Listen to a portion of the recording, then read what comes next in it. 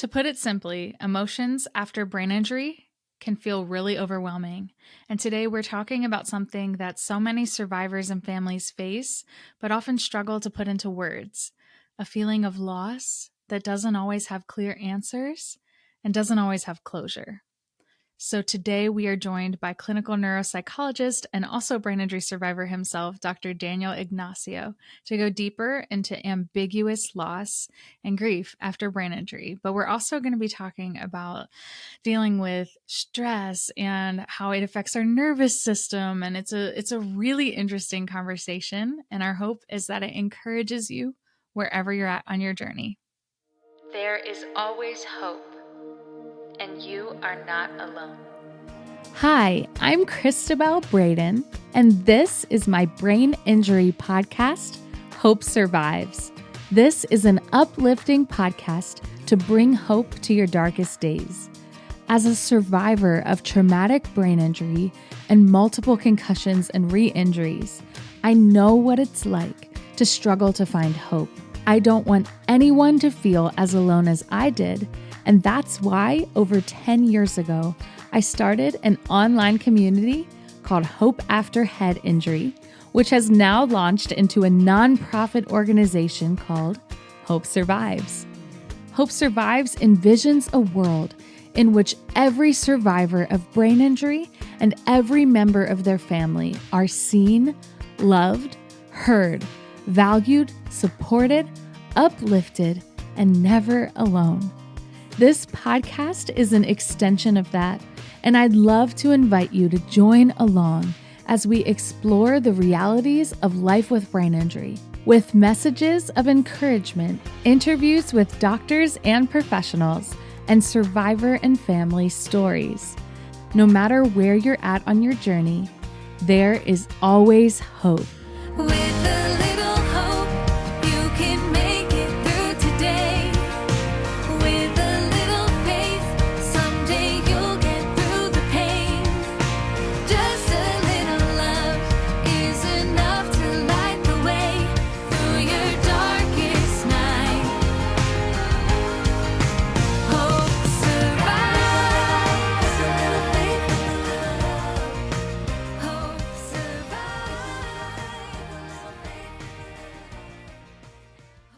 Hey friends, welcome back to Hope Survives podcast. Thank you so much for being here today. In our last episode, we had our first ever brain injury community panel where 3 survivors shared about ambiguous loss and grief after brain injury. We got a lot of positive feedback from that episode and know that there's some more panels coming. Over here today, we wanted to interview a professional who has experience in working with survivors and families regarding to grief and loss. So we are interviewing Dr. Daniel Ignacio, who is a clinical neuropsychologist, but he's also a brain injury survivor himself, which is what put him on this path towards helping people with brain injuries. He is great. You guys are going to really love hearing his story and all the insights he has to share. We did our first workshop for Hope Survives about a month ago or so, and Dr. Ignacio was one of our panelists. And there was such great feedback from that I messaged him and said, hey, the panel was great on the workshop, but it was only available to workshop attendees. Would you be willing to come and be on our podcast? And so he said yes, and we're so glad that he is here. So to share a little bit more about him, he serves as the program lead and certified brain injury specialist at Providence St. Jude Medical Center's Brain Injury Network, licensed clinical neuropsychologist and faculty at OMID Institute, the director of vocational rehabilitation and LMFT for Care Teresa Assisted Living Network. He's also the chair of California Department of Rehabilitation's Traumatic Brain Injury Advisory Board, Data Analytics Committee, and he's a respite provider for RNN Family Support Services for families with children and adults with neurodevelopmental conditions. Ooh, that is a mouthful. Dr. Ignacio does a lot. His research efforts include systems-focused change at the local, state, and federal levels for families affected by brain injury. And he's a 17-year survivor of a severe traumatic brain injury, hypoxemia, and a 1-month coma.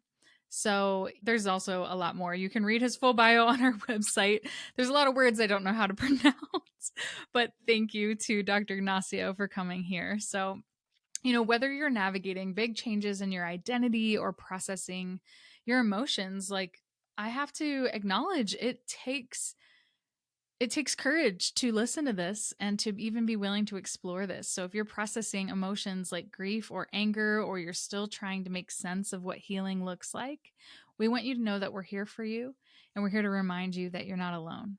At Hope Survives, we have some new support groups that are starting up this month, or we have a new group, Found Connection, for survivors without a support system. So if you are going through brain injury and you don't feel like you have a support system, this group is specifically for you. I'm also still running our Hope After Head Injury Zoom groups. We have Renewed by Faith, which is our faith-based brain injury support group, as well as the new groups, Hope for Couples, Navigating Brain Injury, and Hope for Family, which is the family group where survivors are told, please do not attend. So we are grateful for all of these opportunities, for all of our volunteers. If you'd like to get involved with Hope Survives, we have a lot of opportunities, and I'm so grateful for how our nonprofit is growing. We also want to thank the Functional Neurology Center, who is our sponsor for this podcast. Their personalized neuro recovery programs offer hope for those suffering from brain injuries, dysautonomia, vestibular chronic pain, stroke, movement dysfunction, developmental disorders, PPPD, FND, complex post-concussion, and more. Thank you to the FNC for sponsoring our podcast. And you guys are going to hear more from Dr. Schmo as well. We're going to have him back soon here as well. So thank you for listening. Thank you for being here. You are not alone. Now let's get started.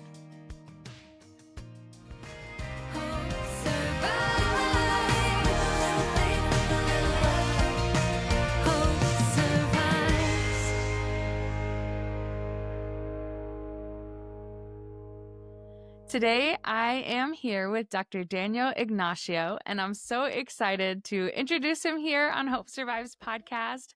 Thank you so much for joining us, Dr. Ignacio. We are so excited to have you. Thank you for having me. It's a pleasure to be here. Well, first of all, I want to thank you for being part of our workshop. About a month ago, we did a workshop called Exploring Ambiguous Loss, Grief Processing After Brain Injury, and you were one of the panelists. And the feedback from our workshop attendees was that they really loved what you had to share.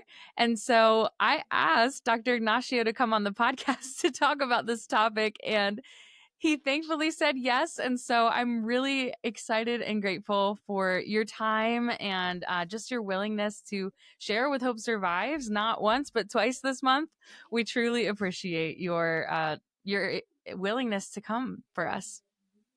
It's a pleasure. Thank you.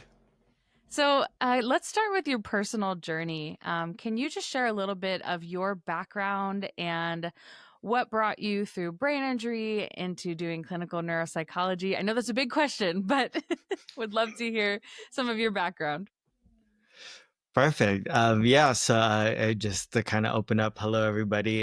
Just wanting to kind of contextualize a lot of where I'm coming from and my experience and the knowledge base that I'll be speaking from, and it's sort of a positionality statement, so that way you guys can better understand what lenses I'm looking through when I'm talking about such an important topic such as ambiguous loss following brain injury. So about 17 years ago, 17 years is some change now, January 2008, I was assaulted and pushed off a balcony, and I had fallen about 38, 40 feet. And upon impact, I had a traumatic brain injury. I had popped my lung, pneumothorax, and I had some bleeding. So I had some hypoxemia as well as some brain bleeding as well. That resulted ultimately in me losing consciousness. And I stayed in a coma for about a month. And from that point, it was long enough that my legs had atrophied. So I had forgotten how to walk. I couldn't walk. I slowly came out of my unconscious state.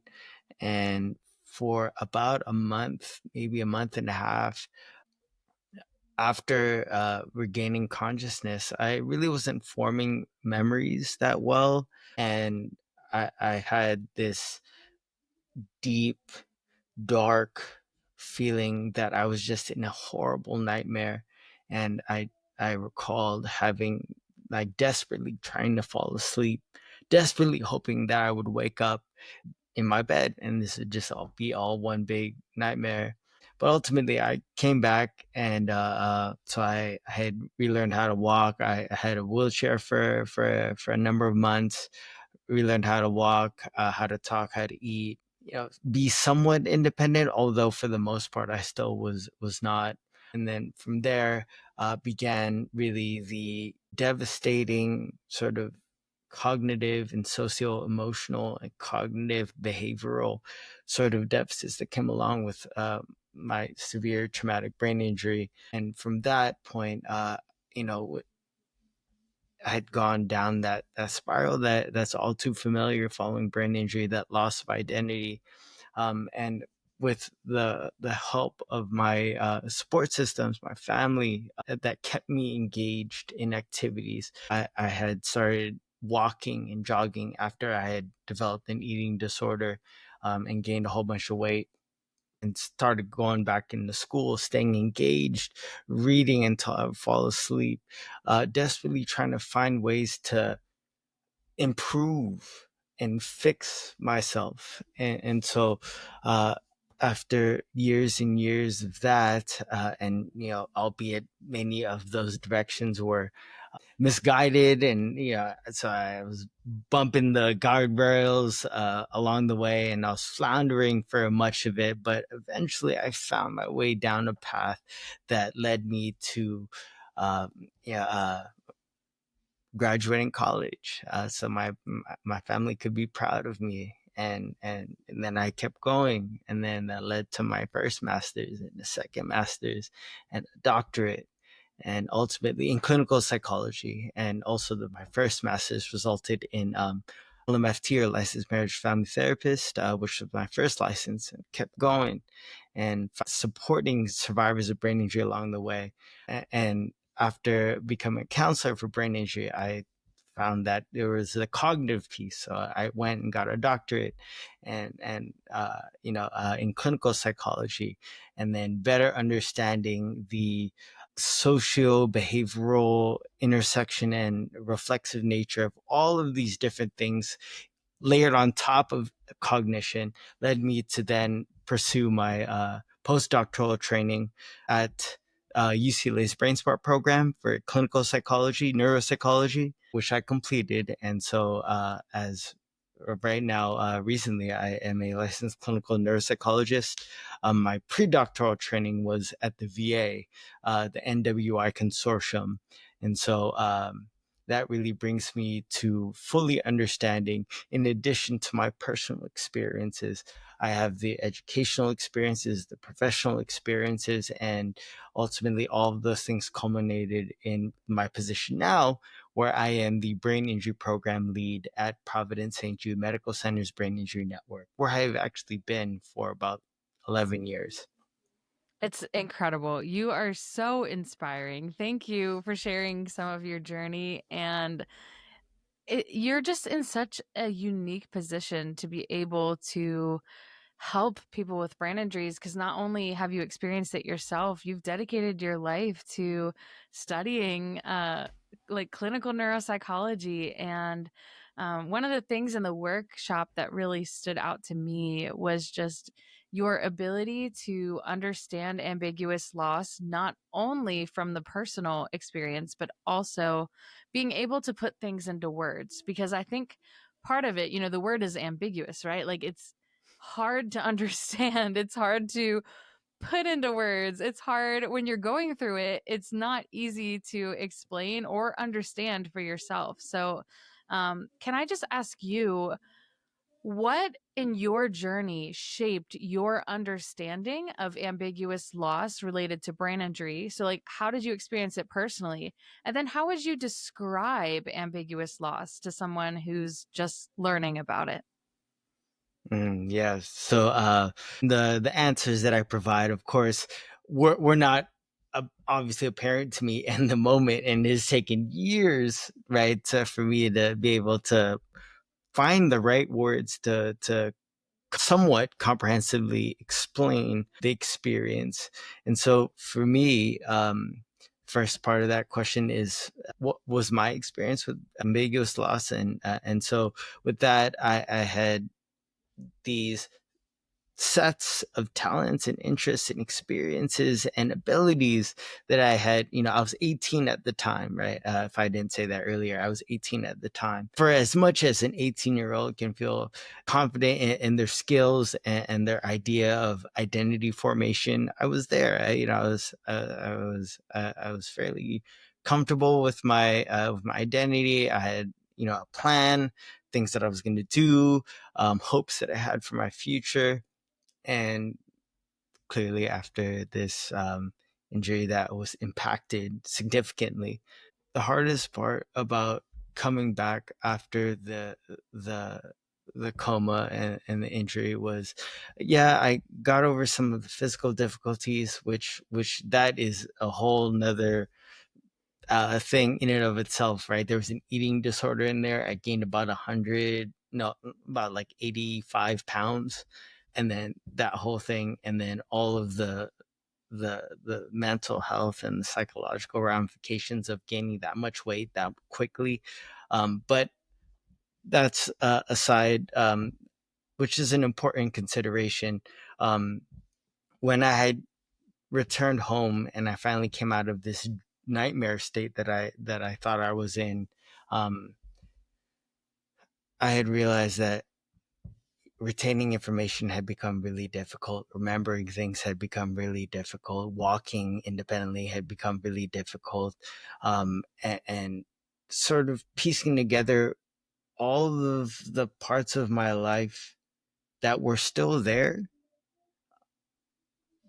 but I I didn't fully link them all together as I had once. Eventually, all of those different seemingly disjointed pieces came back together as we formed new memories together, right? And I'm talking about my support systems, my friends who stuck around, and the ones who didn't stick around, right? In the moment, I had thought that, all right, everything's different, everything's changed, everything's, you know, uh, unfamiliar. And so that was really my introduction into ambiguous loss, because I looked the same generally. I sounded the same. Uh, I I even tasted the same, right? But like, I I was different, and I felt different. Thank you for sharing that. My brain injury, I think we talked about this. My injury was just a couple weeks before yours. Yeah, In terms of when they happened. So we're both 17 years out. Our injuries yeah, happened within a couple of weeks of each other's. And I think, like, I don't know, when you first get injured, you think like it's just going to get better or things will just go right back to how they were. But mhm, the way I describe it is it almost feels like the world keeps spinning, but I'm going slow. And so it's like everything is like happening and things are all moving forward, but I'm not. And then once things start to like it starts to set in. It's very difficult to describe. So how would you describe ambiguous loss to someone who's experiencing it for the first time? yeah. And so that was the personal side of the ambiguous loss, and then really on the more professional side of things, to bring it down in its kind of more simplest form, is there's psychological presence, and then that includes cognitive and mental health and mood and the psychological presence, and then there's the physical presence. And so you can have mismatches in those, where you can be physically present but psychologically absent or different. And so there's a mismatch in there. Like, there's a preoccupation that separates the two. And then the converse is when there's psychological presence, but then there's physical absence. And one way to think of this is like, loss of a loved one. And so there's psychological presence, but there has been a closure to their physical presence. Like there's closure to that. And so in the kind of most ideal healthy ways of kind of bereavement and grief is there's closure in the physical presence, although the psychological presence may still be there. And so in the converse, right, in someone who might be experiencing ambiguous loss for the first time after their brain injury, is there is the physical presence, it's the opposite physical presence, but the psychological presence is absent. And so with a lot of that is I think you described it, is like they're there, but it's different. And so part of, and I've worked with, as an LMFT and also doing psychotherapy with, survivors, is really highlighting and identifying, and celebrating the parts that are still there, and really encouraging the engagement into either new interests they have, or the old interests that they still have, or maybe there's some interests that have changed. Part of that is really identifying those things, so that way we can kind of put closure to the things that have changed, and respecting that, right? Because honestly, I think that's the biggest thing that causes such a rift with providers, is respecting the brain injury. You've got to respect it. You've got to respect that experience. Man, I'm just getting goosebumps just saying that, right? You've got What to. does that mean to you, to respect the brain injury? That it is a life experience that has happened, and not to invalidate, but to embrace the experience. And by embracing, you really can understand that there may have been changes, and so let's explore those changes. And are those changes permanent, or can we do things that can target those changes, even in the smallest, most scaffolded ways, so that way we can still celebrate the person that you are, while still respecting the experience that happened. And when I say the experience that happened, I mean is a traumatic thing. I mean, it's even in the name, right? Traumatic brain injury. Not to say that other etiologies aren't traumatic, but any brain injury is clearly traumatic. Yeah. Thank you for sharing that. So, from your professional opinion and experience, what are some ways that brain injury survivors and their families can process the sense of loss that comes with this change in identity and abilities? Because we have survivors that listening to this podcast, but we also have family members. And so, maybe could you share a little bit for both sides of it? Like, how could a survivor process it, and how could a family member process it? Fantastic. And I love that inclusion of the loved ones, the family members, family caregivers, might be parents, might be children, might be spouses.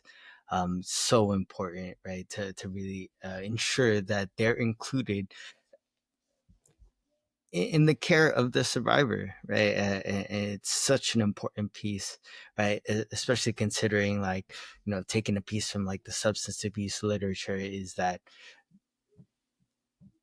disorder can be thought of as when the systems, being support systems that are supposed to be in place to empower survivors to make good decisions, healthy decisions, progressive decisions, to engage, right? It's disorder happens when those systems are compromised.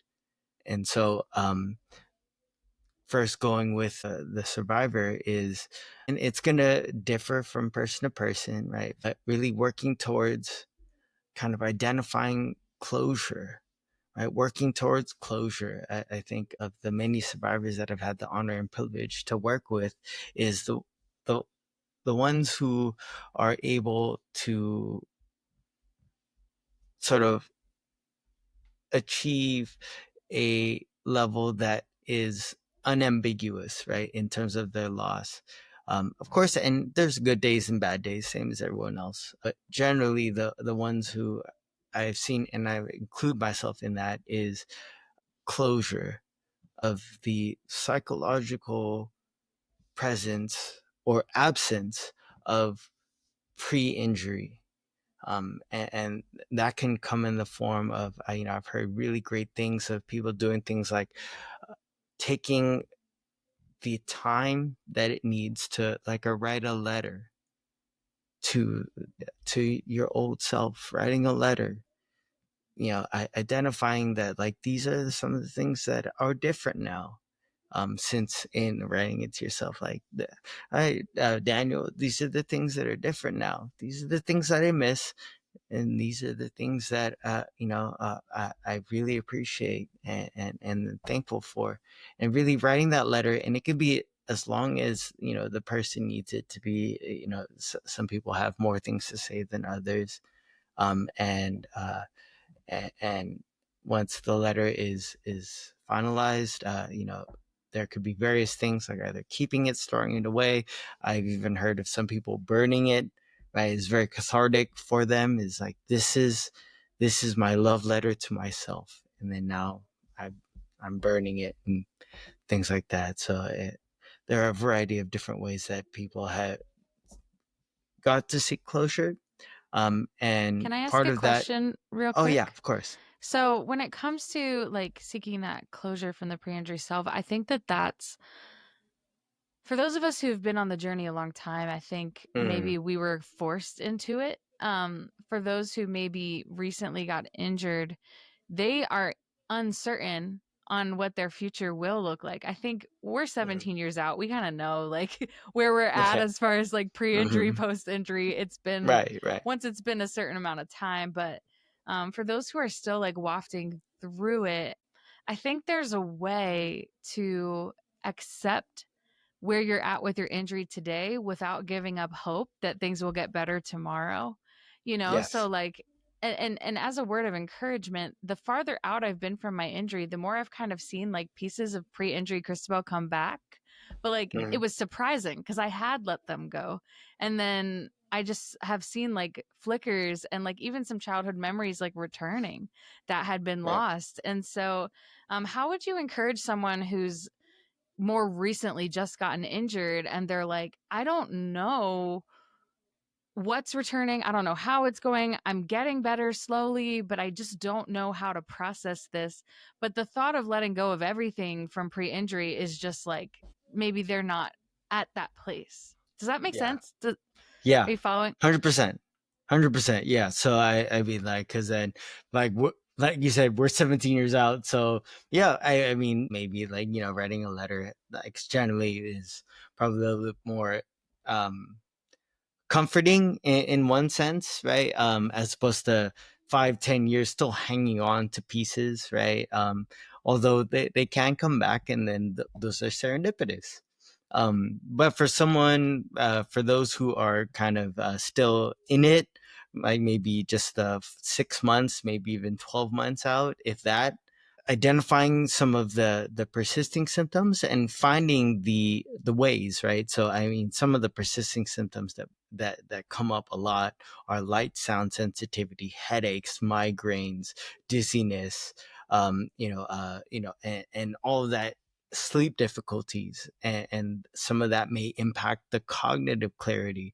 And so, like, really taking a brain injury informed approach to target some of the things that are persisting, because once you can start finding ways to bring down some of that interference, it makes it easier to appreciate and notice and identify the parts that are still there, that are still strengths.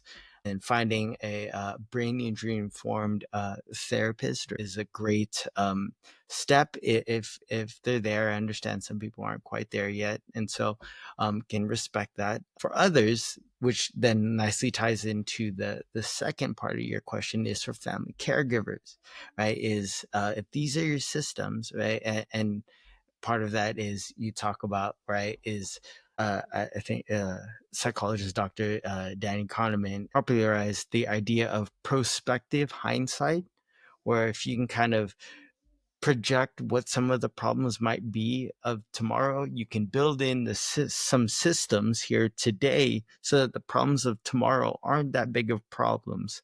And then going back to the disorder, when the systems are compromised, we can kind of start to think that, well, putting that investment of time to lean into relationships, whatever that might look like for you and your family and your loved ones, to support each other through this time, because it's affected the survivor, but it's also affected the people that are around you, and really making new memories and supporting each other through that process. How would you encourage loved ones to navigate their own feelings of loss?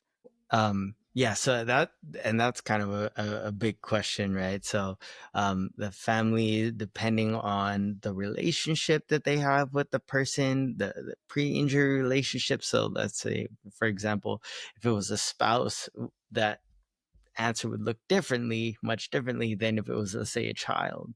And then depending on what age you were, like, pre-injury, were you 5 or 15? But ultimately, the feelings of loss there tie back into that physical presence, but maybe psychological absence. And so, for family members to kind of help identify what are some of those things, so that way that you can collaboratively take steps together to get to a point where, like, okay, there they are, yes, I remember that, right? And having that investment of relationship with one another, Mm. I think is great, and part of identifying those things that might be somewhat different, or feelings that are troubling, is awareness. And so we always say it in our groups is, well, you can't fix something if you don't know what's broke. Yeah, that's so good. And the first step is identifying, right? So, somebody could be listening to this and they're just learning about ambiguous loss. And so, giving yourself space to grieve and to even know that it Mm-hmm. is grief. I think that when you first have an injury, you get, in survival mode, you're going to all the appointments, you're just trying to get through everything. And then once you start to be like, wait, you might not even realize that what you're feeling is grief. So I Mm-hmm. really appreciate Dr. Ignacio, your encouragement for survivors and also for their families to identify what's going on. And then I also liked your encouragement to seek out the strengths and identify the strengths of maybe what's still there or what connection points that you do have, because there is a lot of loss, right? But we don't want to just focus on what was lost. We also want to focus on what do we have and what moments of joy or hope do we have even through all of it. But that's a tough balance. How would you encourage people Yeah, to navigate that tension? I actually think that's beautiful that you laid it out like that, right? When people can, provide themselves with the space to identify what changed and what's different and what isn't sitting right. The fact that time you're taking that time, that is respecting the brain injury, right? It's taking the time. Things that we respect, things that we honor, we give time for. And if you don't respect the brain injury and you don't give it the time and you don't give it the reflection, then you get into this bereavement that you might not even know is grief, And then, but you may not know that you're doing that, but you're getting all of the side effects, right? The mood disturbances, the depression, the sadness, the lack of initiation, the distractibility, all that cognitive interference that makes it difficult to plan, organize, memorize, pay attention, things that we're used to. Respecting the brain injury there, it is a difficult balance. 100%, 120%, right? It's a difficult balance, but part of that balance is to really put forth that is an experience that has happened to me that deserves my respect. That's so good, and also can be so hard because like you mentioned, it's up and down, right? And like there's some days that I even still like I get these very strong feelings of anger towards my brain injury.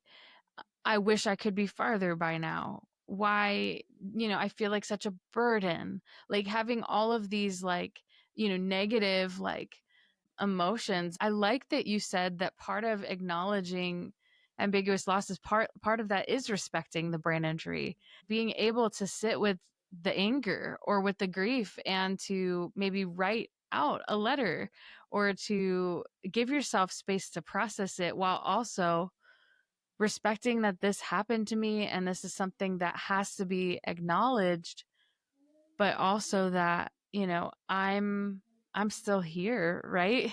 I'm There's still still strength. yeah, there are still strengths, but they can be hard to see.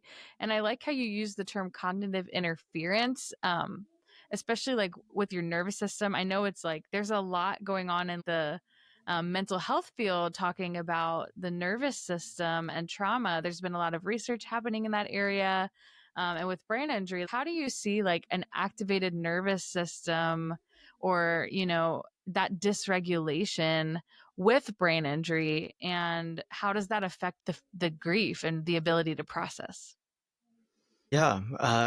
And so now going back to the professional hat, right, is, I think there has been some really great work using animal models out of Dr. Ann Hoffman out of UCLA. Some of her current work preliminarily is showing that there is sort of an autonomic inflexibility that happens, that may happen. I'm not saying that that like this happens for everyone, but like that may happen, at least to a slight degree. And so the autonomic inflexibility that I'm talking about is, you bring up the nervous system. And so one of the major branches of the nervous system is the autonomic nervous system. And so the autonomic nervous system is the sympathetic and the parasympathetic branches, right? The rest and digest sort of go, no go, if you want to think of it that way. It's sympathetic is like, the high stress, and then the parasympathetic brings it down, right? Relaxes. And so autonomic flexibility is talking about the body's capacity to be able to take the foot off the pedal off one, so to speak, and pump the brake on the other one. And so bringing that out now, like generalizing that, right? What parts of that I can, that there's a heightened level of stress response that it's like can be like referred to in one sense as like chronic stress. And you refer to trauma and research, right, is like ACEs, or adverse childhood experiences, as a proxy for this chronic stress thing. And so chronic stress and this autonomic flexibility or inflexibility, if you will, increases that chronic stress level. And chronic stress can be thought of as physiological wear and tear to the body. Chronic stress for a long time that's not managed does horrible things to your whole nervous system. Just from that, like ACEs, that was a seminal study. Dr. Folletti in the 90s with Kaiser in San Diego back in the 90s, they found that, the things that predicted 20, 30 years later, the cardiometabolic diseases, diabetes, high cholesterol, all obesity, of all the different variables they looked at, the ones that were most predictive was adverse childhood experiences as a child. And so now fast forwarding that 20, 30 years, as we're saying, we're seeing the effects of the body of these chronic stressors. And in a brain injury, I'd say traumatic brain injury, but I'm really referring to any brain injury, which is in and of itself a traumatic experience for you, your family, and the routines and systems that you may have had prior, because though all of those things need to change or at least adjust in some way. And so when there's difficulties with adjustment and there's always something that you're identifying, something that's different, that's changed, like it could be a day apart, a week apart, a month apart, a year apart, but you're finding all of these changes incrementally, and systems need to change and everything needs to change, and all of that change is stressful. And then when that happens for 1 year, 2 year, 5 year, first decade, right, you're kind of seeing that this chronic stress in in combination with potentially some inflexibility in the nervous system, both the central and autonomic nervous system, which includes the brain, some of that inflexibility, we can see that the chronic stress makes like builds up and leads to disturbances in your mood, cognitive interference, and then all of that.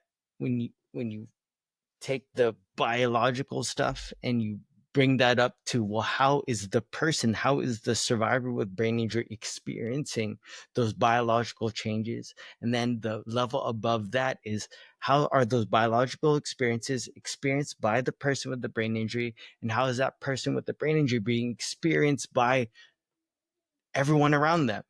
And all of those different things can lead to difficulties with adjustment and stress, and it becomes a really hard moving target, because the things that might stress you are different from week to week to week, from month to month to month.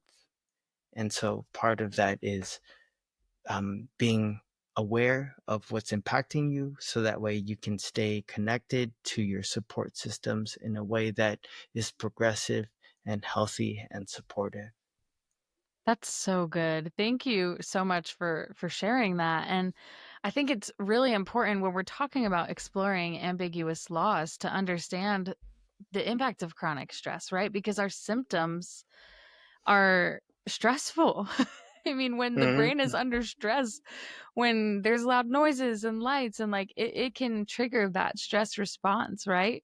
And you talked about the autonomic system. Many brain injury survivors, including myself, have dysautonomia, which adds another layer on top of it. But this is such a personal thing for each one of us, right? So understanding that if you're having feelings of grief and feeling unable to know how to process it, I just want to encourage you guys that you've been under a lot of stress. Like, give yourself that grace. I think that's what you were getting at. Like, connect to your support systems, like, give yourself grace. Like, you might need a day to like release and let yourself like cry. Let yourself cry. Let yourself experience and grieve, because you're not going to be able to explore or process the loss without acknowledging. And part of acknowledging is allowing yourself a moment to take that deep breath. And I think like deep breathing is a wonderful tool. It's a grounding exercise that can help to calm the nervous system. That's a tool that I use when I find myself starting to get quite overwhelmed. Dr. Ignacio, do you recommend any, like, can we talk about deep breathing? Are there other tools or resources that you find help to process grief and ambiguous loss? Yeah. Really great question. So breathing is great. Deep breathing, right? It's as they would call it, it's a bottom up approach to kind of calming the nervous system. Top down would be things like, okay, talk your way through, like ABCs, like antecedent behavior consequence. Talk yourself through, and then if you can think your way through it, that calms you down. That's kind of top down. And then breathing is really from that bottom up, where you're using some of your more visceral experiences to bring down some of your anxieties or your stress, as you will. And other important things, preach them all the time. So if like in any of my programming, you'll see like I'll say it ad nauseum, but it's the 5 brain health pillars. I know there are 6, but 5 all fits on one hand. So AARP, for example, says 6, which I think the 6th one ties in well to kind of our conversation that we're talking about in regards to ambiguous loss and stress. Is first pillar is physical activity, exercise, right? I mean, I just came out, like before I hopped on today, I took a 30, 35, 40 minute walk outside. As a brisk walk, but it's light aerobic exercise. I get vitamin D from the sunlight and fresh air, things like that. But also there's like anaerobic exercise, weightlifting, but those kind of things, right? So of course, do what's safe, right? And do what feels good, right? If it's too much, scaffold it down, right? If walking 30 minutes is too much, try 15 minutes or 5 minutes. Yeah. I like the term intentional movement that I've heard. Oh Intentional yes. movement with especially with brain injury, right? Like there's only maybe so much we can do, but yeah, that's so important. Sorry, I didn't mean to but I No, I but appreciate this. I want to hear the rest. So keep you're going. exactly correct. The second one is diet nutrition, right? So I mean, there's the gut brain axis, and the exact depends on a whole number of individual differences, but somewhere between a quarter to a third of your caloric intake per day goes to your brain, right? It's a very expensive piece of goodness that you have, the 3 pound massive cells between your left and right ears, right? So in one sense, you really are kind of what you eat. So provide it good fuel, don't skip meals, and provide good healthy foods for your brain. The cheat meal is fine occasionally, because it makes you feel good. um, and then the third is good quality sleep. So that's both initiating sleep and then maintaining sleep. And then if you're having difficulties in one or the other, that it could mean different things, but ultimately work on sleep hygiene. you know uh Try not to take problems to bed. I like the worry hour. Sit down the hour before you go to sleep, and then with a pen and a notebook, and then just write down everything that comes to your head, so that way in an hour, right? I challenge you, right? Worry Wait, for this an is so hour. good. I Yeah, never heard worry that for an before. hour. Worry for an hour, right? And then write it down. And then if you write it down, then your brain is, in some sense, you don't have to hang on to it. You have it written down. And so that way, if you can make it the full hour of finding stuff to worry about, then you can get to bed. Fourth is stimulation. So that's cognitive stimulation, could be mental health stimulation, like mood or learning. So important, right? So, like, just like your body needs intentional movement, your mind needs intentional movement. Then the fifth pillar is social connectedness, going back to stay connected with your family caregivers, your support systems, your friends, right? And the friends could be the circles that you've made after your brain injury, which I have tons specific to brain injury. So that's another big, big, big thing, positive thing, that I would have not been introduced to these really, really smart and lovely people should I have not had this personal experience. And so the sixth pillar is stress management. But I think with the 5 pillars, that the stress management's kind of built into that. That's so good. I love everything you just shared. Thank you so much. Because We're talking about processing ambiguous loss. And for those listening, you might have thought, oh, well, we're just going to talk about how to get in your feelings all day. But there's Right. so much more to having to process the grief and having to allow yourself the ability to, like, it's not just, I like how you explained the top down and the bottom up processing. Like, in one sense, talking through it, writing about it helps. But on the other sense, you need to engage your body. Like, all around brain health wellness is going to help you to process this in ways that are super important. And so I love this. I love this.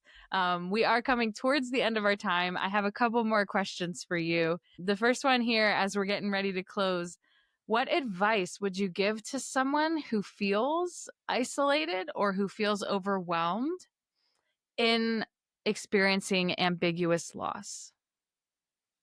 I I think my advice would be there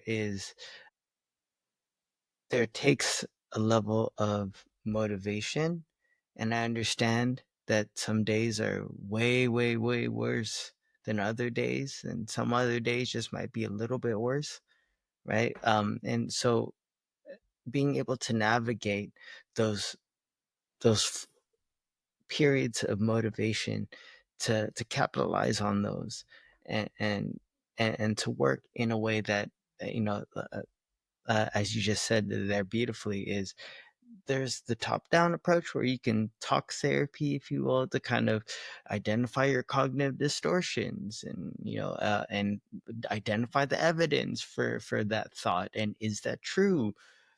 And for some the top down approach is fine, but then there's so much cognitive interference the top down approach just stays top and it Mm, doesn't go down right because there's just yeah. so much Wow. clouds in there. And so but the bottom up approach as you're talking about is appreciating that you as a person as a nervous system with a mind and a body and a brain and all the different organs and things is the brain and the mind and the body are not separate entities. They all are part of the same system, right? And so if you really want to think about the disorder comes when the systems are compromised is well, it's all one system, and so they all affect one another. And so if you're finding that you're being overwhelmed, manage the stress with the 5 pillars and identifying where parts in the ebbs and flow of your motivation. Is it in the morning? Is it in the middle of the day? Is it at night? Right? And to capitalize on those things. And there's other, other things like pharmacological things you can do, but that's beyond me. And so there are things that you can do to capitalize on those moments, to engage slowly in the brain health pillars that will ultimately allow the cognitive interference to dissipate enough for you to make real movements toward processing the grief once the cognitive interference can go down. And part of that built in there is giving yourself the time and the grace Yeah. because all of that is respecting the experience that we all share. That's so good. I love how you talked about the ebbs and flows of your motivation because I feel as though, like, I do have certain times of day that I feel like I'm learning, not trying to force it first thing in the morning if your brain's not awake yet, right? Like, finding when works for you. Yeah. So, okay, we've had your professional hat on. I would love to get your survivor hat on for this one, as we're getting ready to close. Yeah. What is one piece of wisdom or insight that you wish that you had had when you first started experiencing ambiguous loss? I think the one piece of advice or one thing that I would have really enjoyed or appreciated in the very beginning when I was going through this is someone 17 years out to tell me everything will be okay. I know it's hard. Uh, it can be really hard. But find the little ways that you can keep engaged, because if you disengage, like I did for a first couple of years, if you disengage, then you start this process of getting lost. And then professional side says, oh yeah, it's deconditioning. And then I'll put the other hat on. And so getting lost and overwhelmed and hopeless. But the advice from someone to tell me that these are the things that you can still do to make progressive steps forward in your recovery and towards things that are still familiar. And then when they're familiar, you're more motivated to things that are familiar. And then it's all gets the ball rolling, so to speak. I love that. That's so encouraging. Thank you so much. I could just feel your heart on that. So the last question I always ask our guests is, what are your final words of hope for our listeners? There was a prayer that came to me in the depths of my depression or what have you, my overwhelming feelings of ambiguous loss. It was a prayer that came to me when, and this is the point where I was running until I ran off all the weight. I was running until my feet would bleed. I was studying, reading until I would fall asleep at my desk. I would pray until I had nothing left to say. And then this prayer came to me. We are blessed with hardships to humble us, as it is the meek who shall inherit the earth.